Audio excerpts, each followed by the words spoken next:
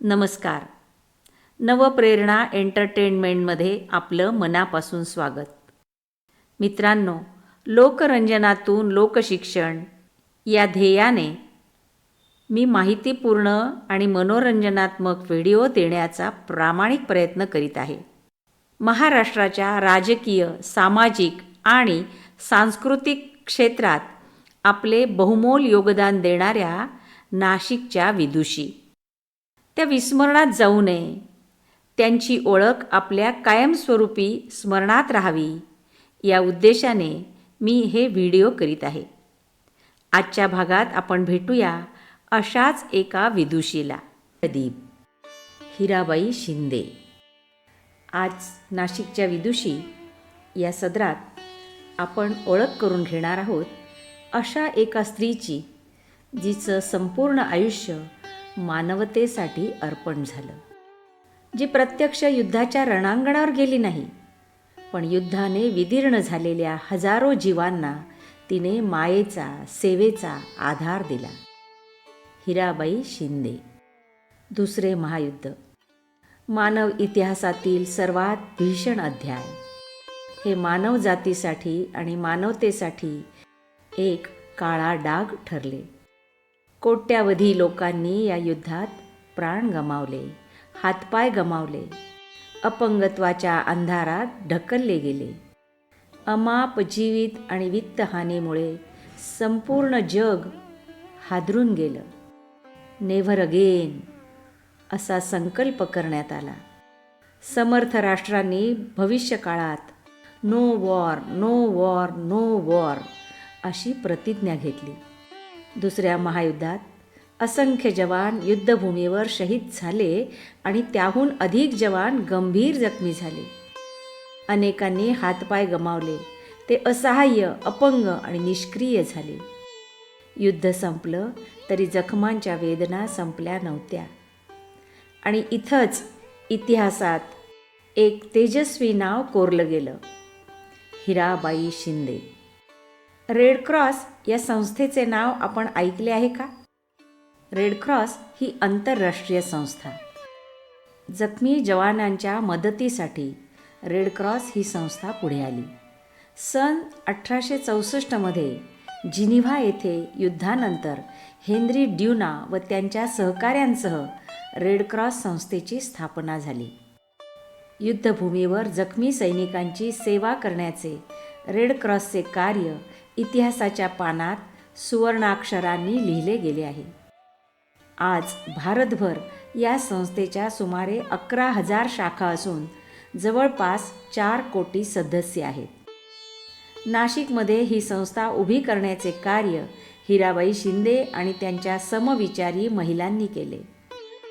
रविवार कारंजा येथे या संस्थेचे स्वतंत्र कार्यालय भवन आहे. वंश, जात, धर्म, देश या पलीकडे जाऊन फक्त माणसासाठी काम करणारी ही संस्था. नाशिकमध्ये या संस्थेला बळ मिळालं हिराबाई शिंदेंच्या सेवाव्रतामुळे. जखमी सैनिकांसाठी स्वेटर, मोजे, टोपी, ब्लँकेट, औषधे इत्यादी साहित्य गोळा करून ते रेड क्रॉसद्वारे युद्धभूमीवर पोहोचविण्याचं काम हिराबाईंनी सुरू केलं. पण त्या इथेच थांबल्या नाहीत. जखमी जवानांसाठी प्रशिक्षित परिचारिकांची कमतरता होती. हिराबाईंनी थेट उपाय केला.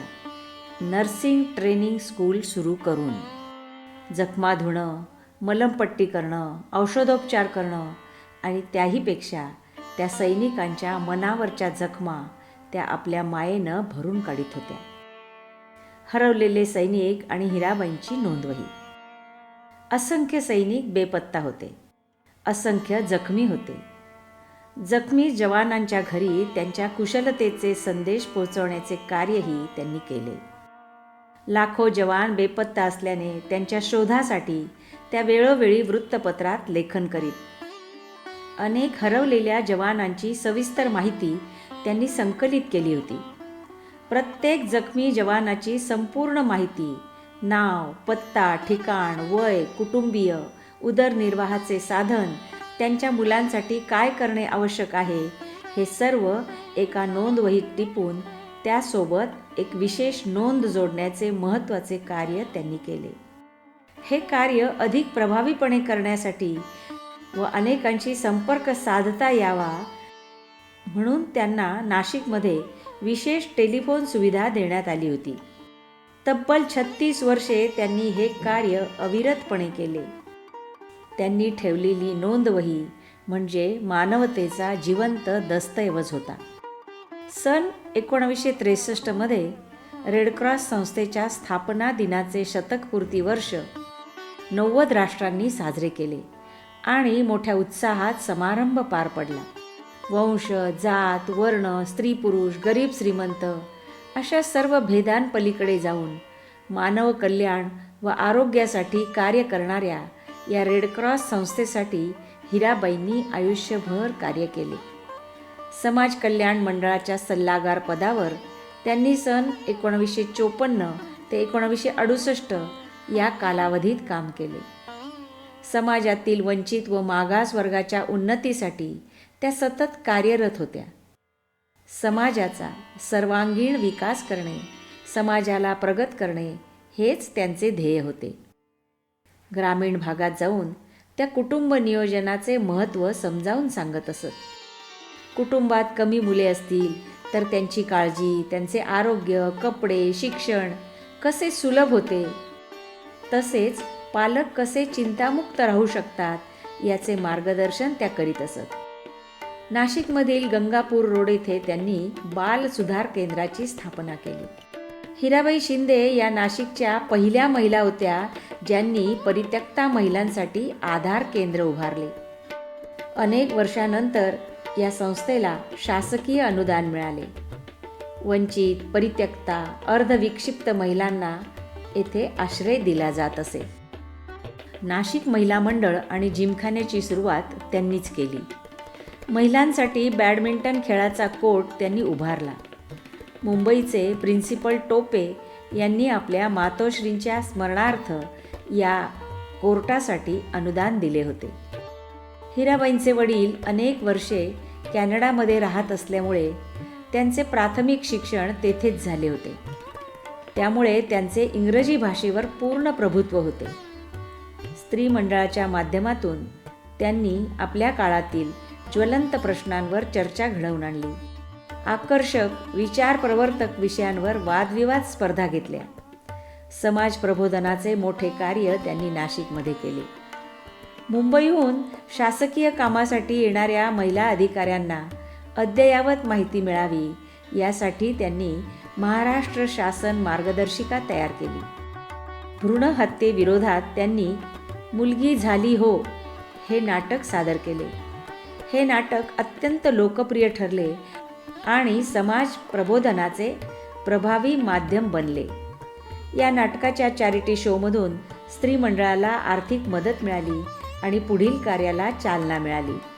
अनेक ठिकाणी आजही मुलगी झाली हो या नाटकाचे प्रयोग होत असतात. आज स्त्री मंडळाचे स्वतंत्र भवन उभे आहे. याचे श्रेय हिराबाईंनाच जाते. सन 1947 त्यांनी आदर्श मॉन्टेसरी स्कूलची स्थापना केली. गर्ल गाईड आणि स्काउट प्रशिक्षण केंद्राची सुरुवातही हिराबाईंनी नाशिकमध्ये केली. आदर्श मॉन्टेसरी स्कूलसाठी सरदार विंचुरकर यांचे पूर्ण सहकार्य लाभले. त्यांनी संस्थेसाठी जमीनही दिली. केवळ 4 विद्यार्थ्यांपासून सुरू झालेली ही शाळा आज वटवृक्षासारखी विस्तारली आहे. आज या संस्थेत शाळा, शिक्षक प्रशिक्षण केंद्र आणि विज्ञान प्रगत अभ्यास केंद्र कार्यरत आहे. संस्थेच्या सुवर्ण महोत्सव प्रसंगी हिराबाईंनी स्वतःकडून 1 लाख रुपये देणगी देऊन आपल्या वडिलांच्या सेवाव्रताची पूर्तता केली. समाजसेवेबद्दल रेडक्रॉस संस्थेतर्फे हिंद केसरी सन्मानाने त्यांना गौरविण्यात आले.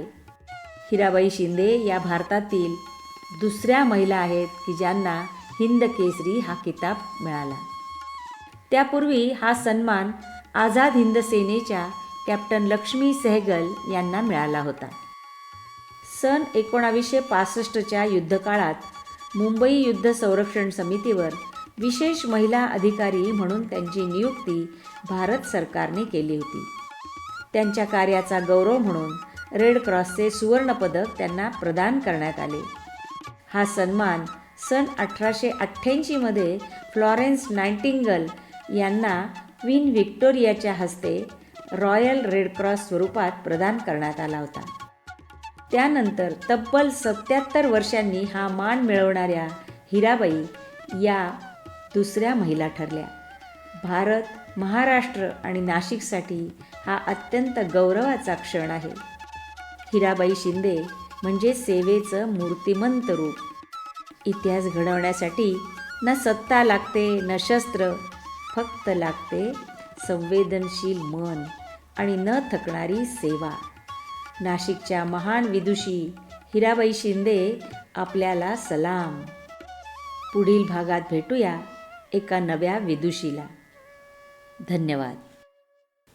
या होत्या महाराष्ट्राच्या सामाजिक, राजकीय आणि सांस्कृतिक क्षेत्रात आपली छाप सोडणाऱ्या नाशिकच्या प्रभावी स्त्रिया, अर्थात नाशिकच्या विदुषी.